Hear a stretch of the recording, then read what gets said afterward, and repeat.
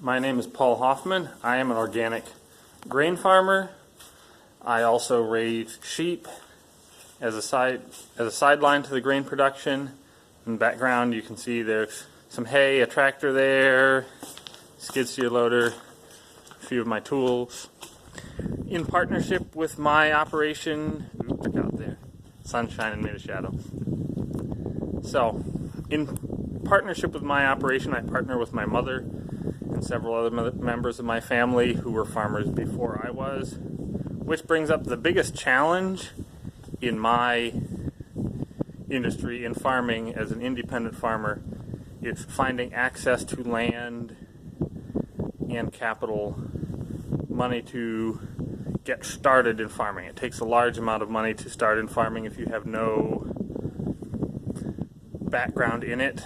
So I'm relying on the relationships built with family members that they will rent me land that it's otherwise too expensive for me to purchase up front without a large amount of income from a number of years saved up to buy my own land.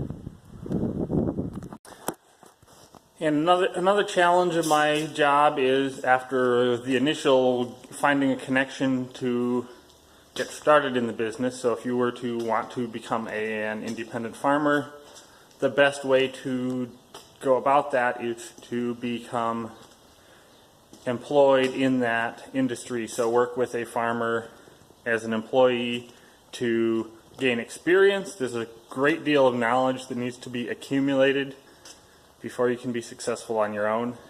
So working with someone else in that same job, somewhat like an apprenticeship,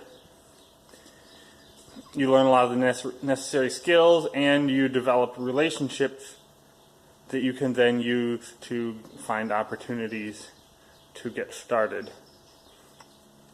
And related to that, with the large amounts of money that we'd have to deal with and plan a year or 2 years at a time how we're going to use that money so that we don't run short of money before we have a crop to sell and things like that. I find it takes a lot of my mathematical skills